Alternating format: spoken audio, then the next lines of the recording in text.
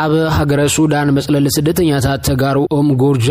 ዝተወልዐ ሓደጋ ባራ ሓዋ 12 መጽለሊ ኣጉዶ ምስ ነብረቱ ከም ዝተቃጸለ ተፈሊጦም ኣብ ሃገረ ሱዳን ክልል ገዳሪፍ ዝርከብ መጽለሊ ስደተኛታት ተጋሩ ዝተፈጠረ ሓደጋ ባራ ካብ ሓደ ቀሊል ጉዳት ወጻእ ልዕሊ ህይወት ሰብ ጉዳት ይበጽሕን ዘሎም ኣብ ሕድሕድ መጽለሊ ዝነበረ ንብረት ገንዘብን ጥሪትን ግና ሙሉእ ብሙሉእ ከም ዝተቃጸለ ይተገሊጹ ዘሎም በዚ ባራ ሓዊ ልዕሊ 10 ኩንታል ሰሊጥ ልዕሊ 15 ኩንታል ምሸላን ሓደ ሞተር ሳይክልን ሓንቲ ጋሪ ሓደ አድግና ሓደ خفتن ملء نبرت جزاني تقاصيل زلهم من بريوم استقاصلوا مع 12 مرح السدرا بكبير ጸገም ወዲኦም ከም ዘለው ዝሕበር ዘሎ ኮይኑ ነዘም ወገናት ሓገዝ ንምትእኻብ ድማ በማሕበረ ተጋሩ ሱዳን ጨንፈር ገዳሪፍ መተሓበር ኮሚቴ ተጣይሹ በዛሓፀረ እዋን ኣላው ከም ዝገብር ካብቲ ማሕበር ዝተረኸበ ሓበሬታ የተመልክቱ ዘሎም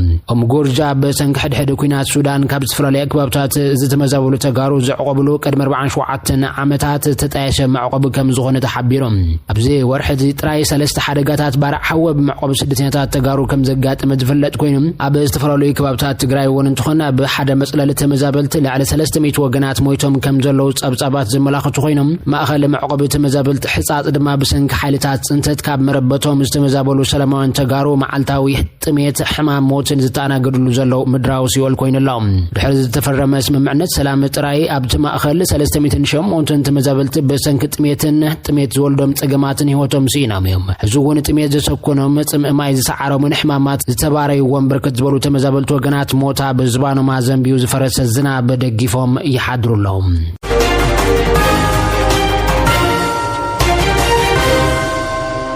حبريتنا قصلالو زخبركم تملكتنا بهارفارد يونيفرسيتي نخمهار عدل رخيبو زنبره تግራይ ተማሃራይ በአሜሪካ ታግዱሎም ዮናስ ንጉሳ በትግራይ ካብ ዘጋጠመ ኩናት ምዕጻው መራኸብታት ከመውን ካብ ለበዳ ኮቪድ-19 ድሕር ምድሓኖም እዚ ኩሉ ሓሊፉ ካልኣይ ደረጃ ትምህርቱ በግዚኡ ናይ መወዳእ ሕልሙ ዘይተሰኮነ ትግራይ መወዳእታሎ ዓመት ናብ ሃርቫርድ ዩኒቨርሲቲ ከም ዝተመደበ ክግለጽ ጸኒሖም ይኹን እምበር መምሕዳር ትራምፕ ሃርቫርድ ዩኒቨርሲቲ ኣብ ቀረባ ዓለም ለኸያን ተማሃሮ ከይምዝገብን ከይቅበልን ኣብ ዘዋን ዝሒዝዎም ዘሎ ተማሃሮ ማና በካሎት አብያተ ትምህርት ከሰጋገሩ ወይ ድማ ካብታ ሀገር ኮወጸለዎም ኢሎም እቲ ዩኒቨርሲቲ ነተጽጉምቲ ንምቋም ክስ በመቅራቡ ሓደ ፌደራላዊ ዳኛ ድማ ነቲ መምሕዳር ምዝገባ ወጣተኛታት ተማሃሮ ንምኽልካል ዝገብሮ ዘሎ ፈተነ ከዓግት ትእዛዝና ውሒኦም ብዙሓት ተማሃሮ ከም በዓል ወዲ 21 ዓመት ንጉሰ ዝበሉ በትምህርቲ ብስነ ቁጠባ ክመሃሩ ሕልም ዘለዎም ተማሃሮ ሰንኪ ዘይርጉእ ኩነታት ኣብ ሓንቲ ካብተን ዝኸበራ ዩኒቨርሲቲታት አሜሪካ ክመሃሩ ይኽእሉ ድዮም ኣይኽእሉን ኣብ ዝብል ክተዓትዮም ኣሎም ዮናስ ካብ ንእስነት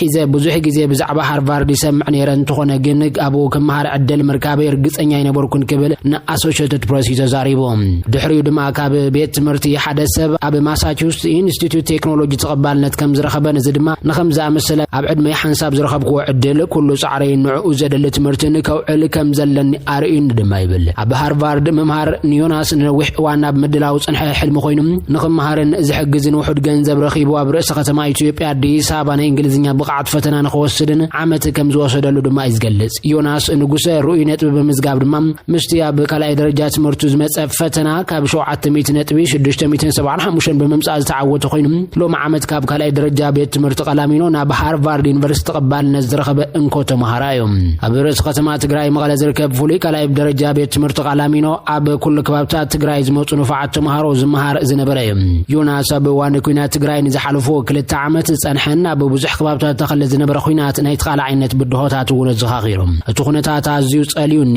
ናብ ሃርቫርድ ተቐባልነት ከም ዝረኸብኩ ዝገልጽ ዜና ምስ ፈለጥኩ ድማ ተሓጒሰ ናይ ህይወተይ ፍልፍል ዝኾኑ ስድራይን መምህራይን ኣዕሩኽተይን ዘኹርዕ ህሞት ምዃኑ ፈሊጠ ድማ ይብል ዮናስ ኣብ ሃርቫርድ ክመሃር ቪዛ ተዋሂብዎ እኳ እንተነበረ ብሰንኪ ትራምፕ ናብቲ ሃገር ዝኣቱ ተማሃሮ ዝተገበረ እገዳን ደውታን ውሳኔኡን ድሕሪት ክመልስን ኣብ ካልእ ዩኒቨርሲቲ ኣሜሪካ ክመሃርን ከም ዝኽእል ስክፍታ ኣሎ ኤምባሲ ኣሜሪካ ናይ ተማሃሮ ቪዛ መሃብ ደባቢሉ ኩሉ ናይ ተማሃሮ ቪዛ ቃለ محتاج كم سر زفلتي أنت خنا جنت خناتات جزياو كخونن أب جزيو كم زجبن كعب كون النزر حق حلمي كون جبرن تصفى جبر كبليو تزاري وزرلهم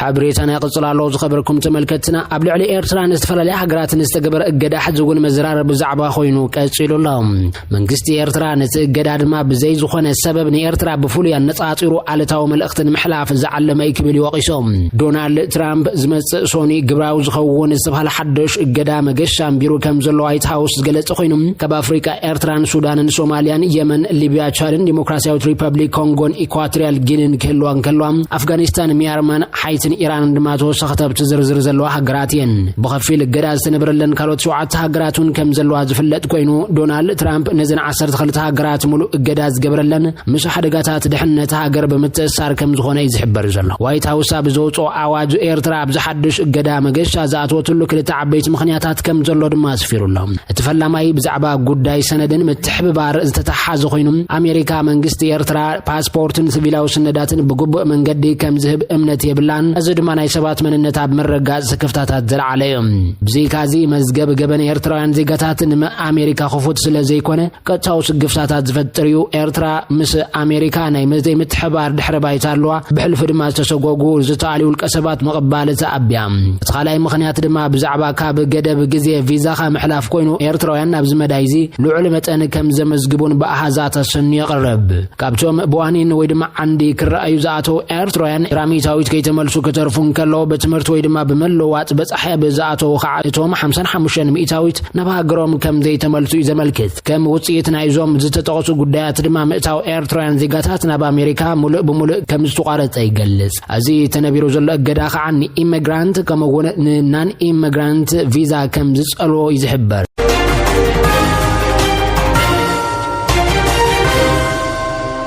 ኢሚግራንት ቪዛ ዝበሃል ሰባት ዝተፈላልየ ምኽንያት በመርዓ ሕጸ ምጥርናፍ ስድራ ቤት ኮነ ብስራሕና በአሜሪካ መጽዮም ቆምት ነበርት ዜጋታት ነኾኑ ዝጥቀምሉ መስርሕ ኮይኑ እዚ ቪዛ እዚ መብዛሕቱ ብቆንስላው መስርሕ ዝሓልፍ ኮይኑ እቲ ሰብ ኢሚግራንት ቪዛ ዝበሃል ተዋሂብዎ እዩ ናብ አሜሪካ ዝገይሽ ናን ኢሚግራንት ቪዛ ዝበሃል ከዓና ሓፂር ግዜ አሜሪካ በጽሓ ትመለሰሉ ዓይነት ቪዛ ኮይኑ ደቁን ስድሮን ወይ ድማ ሃገር ክሪኢን ዝኸይድ ገያሻይ ከመወን ትምህርቲ ሕክምናን ንግድ ወዘተ ናብታ ሃገር ካኣቱ ዝወሃቦ ቪዛ እዩ ኣብ ዲያስፖራ ይኹን ውሽጥ ዓዲ ዝርከቡ ብዙሓት ኤርትራውያን ድማ ዝሓድሽ እገዳ አሜሪካ ብኸመይ ከም ዝጸልዎም ስለ ዘይፈልጡ ኣብ ምድንጋር ከም ዝርከቡ ይዝሕበር ዘሎም ብዙሓት ኤርትራውያን ኣብ አሜሪካ ዝርከቡ ኣባላት ስድራ ቤቶም ብምንጻር ሕቶ ቪዛ ቀሪቦም ኣብ ምጽባይ ይርከቡ ኣብ ካምፓላ ኡጋንዳ ተቐመጥ ሰላም ዘርኡ ካብ ኤርትራ ካብ ትወጽእ 6 ዓመት ጊራላ ምስ ተቀዲምዋ ናብ አሜሪካ ዘኣቶ ዓርካን ኸትምርዖ ታ ህይወት ኣብ ሓደጋ ኣትያን ብዙሕ ገንዘብ ከፊላንያ ካብ ሃገራ ወጥያ በኢትዮጵያ ኬንያ ቢላ በኡጋንዳ ምስኣቶት ድማ ድሕሪ 2 ዓመት ቃል ኪዳን ኣሲሮም ቆልዓ ድሕሪ መውላድ በዓል ቤታ ትምህርት ወዲና በኤርትራ ክምለሱ ሕስነት ስለ ዘይተሰምዖ ዕቁባ ክሓትቱማ በአሜሪካ ናብሮም ክቅጽሉ መደብ ከም ዝነበሮም ያትገልጽ ሰላም በይና ወዳና ዓቤት ኣብ ትጽቢት ጸንሐት ኮይና ነዚ ዜና ምስማዕኽዎ ከኣምነ ይከኣልኩን ኣብቲ መግለጽ እዚ ንናን ኢሚግራንት ቪዛ ዝምልከት ምዃን እኳ እንተንበብኩ ግና ክቕበሎ ይምረጽኩን ምኽንያቱ ሙሉእ ብምሉእ ዕጹው እንተኾይኑ ድሕሪ እንታይ ክገብር ከም ዝኽእል ስእሊ የብለይን በቃ ብትጽቢት ረብሪበየ ትብል ሓደ ስሙ ክግለጽ ዘይመረጸ በአሜሪካ ዝቕመጥ ኤርትራዊ ድማ ብዝቐረባ ጊዜ ስድርኡ ቪዛ ምን ተኻሕቱ ካብ ኤርትራና በኬንያ ክመጹ ከም ዝገበረ ይዝገልጽ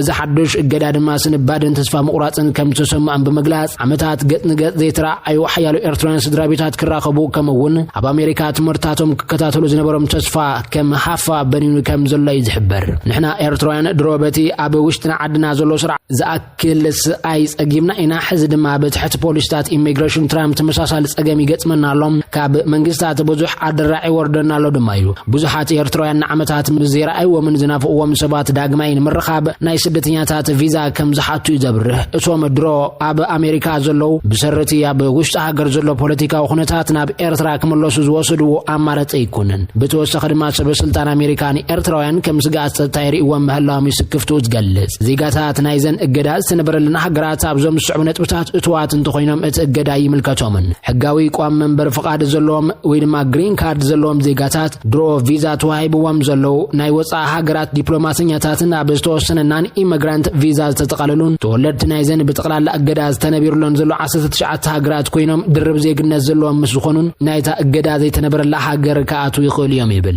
አትሌታት ወይ ድማ አባላት ጋንታ አትሌቲክስ ከማሰልጠንቲ ግደ ናይ ደገፍቲ ዘለዎም ቀረባ ዘመድን ከምኡውን ከም ዋንጫ ዓለም ወይ ድማ ኦሎምፒክስ ዝኣመሰላ ስፖርታዊ ውድድራት ዝገሹ ናይ ቀረባ ስድራቤታት ስደተኛታት ቪዛ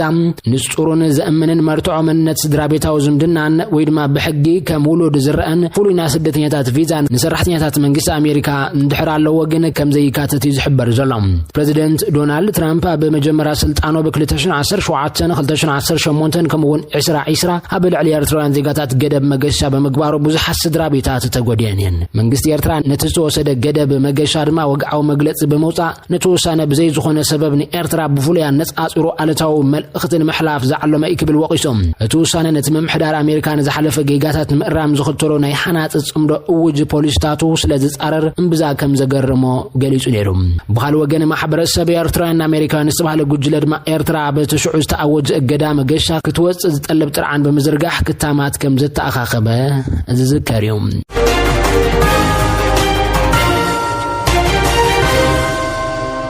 ኢትዮጵያ ወደብ ባህር ንምርካብ እትገብሮ ምንቅስቃስ ከም እትድግፍ አሜሪካ ፍሊጣ ኢትዮጵያ በር ባህር ንምርካብ እትገብሮ ጻዕሪ አሜሪካ ደገፍ ከም እትገብር አምባሳደር አሜሪካ በኢትዮጵያ ኤርቪን ማሲንጋ ሓቢሩላም ኢትዮጵያ ቁልጡፍ ቁጠባዊ ዕብየትና መዝገበት ምዃና በመግለጽ ኣብ ቀርና አፍሪካ ሰላምን መረጋዕን መፍጣር አሜሪካ ምስ ወሳኒት መሓዛ ኢትዮጵያ በሓባር ከም እትሰርሕ ተዛሪቦም ኣለዎም ቀዳማይ ሚኒስትር አብይ አሕመድ ኢትዮጵያ በሰላማውን ዲፕሎማሲያዊ መንገዲ ባህርን ከተረክብ ከም እትሰርሕ በአጽንኦት ምግላጾም ዝከር ኮይኖም ኤርቪን ማሲንጋ ኢትዮጵያ ብዙሕ ቁጥር ህዝብ ዘለዋ ቁልጡፍ ቁጠባዊ ዕብየትና መዝገበት ከም እትርከብ በመግለጽ ዝቁልጡፍ ዕብየት ቁጠባ ከም ዝቕጽል ትንበያ መንባሮ መልኪቶም ኢትዮጵያ ኣብቲ ናይ ዞባ ዓባይ ጥራይ ዘይኮነትስ ዓቕምን ጽዕንቶን ዘለዋ ሃገር እያ ዝበሉ አምባሳደር ማሲንጋ ኣብቲ ዞባ ምርጋዕን ሰላምን ንምስፋን ብሓባር ከም ዝሰርሑ ድማ እዮም ገሊጾም ዘለዎም ምስ ኤርትራ ናይ ቃላት ኩናት ኣትናን ክብል ድማ ጌዲዮን ጢሞቴዎስ ተዛሪቡሎም ወላኳ ካብ ኤርትራ ምግፋዕን ምትንኳልን እንተመጸውን መንግስቲ ኢትዮጵያ ምስ ሃገር ኣብ ናይ ኩናት ቃላት ከም ዚኣቶ ሚኒስትር ጉዳያት ወጻኢ ዶክተር ጌዲዮን ጢሞቴዎስ ይገልጹ ዘሎም ኢትዮጵያ ስትራቴጂካዊ ሃገራት ረብሓ ዘለዎ ትሕሱሳት እንትልዓል ሰዓል ዝውስኽ ሃገራት ኣለዋ ይብልት ሚኒስትር መንግስቲ ድማ ኣብዞም ጉዳያት ዘለዎ መርገጺ ኣይቕየርን ክብልን ኣባላት ባይቶ ይገልጹ ዘሎም ሚኒስትር ጉዳያት ወጻኢ ሃገር ነዚ ዝገለጸ ሎሚ ሐሙስ ኣብ ባይቶ ወከልቲ ህዝቢ ካብ ኣባላት ባይቶን ዝቐርበሎም ኣፋዊ ሕቶታት መልሰብ ዝሃብሉ እዋን ኮይኑ ኣብ ናይ ሎሚ ስሩዕ ኣኼባ ካብ ዝተልዓሉ ሕቶታት ሓደ ወኪል ባይቶ ብሄራዊ ምንቅስቃስ ኣምሓራ ዶክተር ደሳለኝ ጫኔ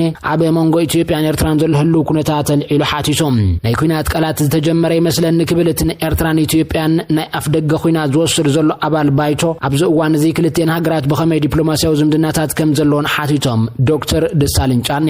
ብኻልእ ብተወሳኺ ዝቐረበ ሕቶ ድማ ምስ ኤርትራ ናብ ኩናት ናይ ምኻድ ተኽእሎ ለድዩ ዝብል ሕቶ ዝቐረበሉ ኮይኑ ነዚ ሕቶ እዚ ንምምላስ ሚኒስትር ጉዳያት ወጻኢ መንግስቲ ኢትዮጵያ ምስ መንግስቲ ኤርትራ ብናይ ቃላት ኩናት ኣቶን በመባል ነጺግዎ እንትኾነ ግን ቅዱሳት ዜጋታት ወከልቲ ህዝብን ሰበስልጣን መንግስቲ ነበርን ናይ ገዛ ርእሶም ትዕዝብቲ ከም ዘካፍሉ ነቲ ሚኒስትር ሓበን ዞም ኣካላት ዚኣቶም ክስምዑ እውን እዩ ኣተሓሳሲቦም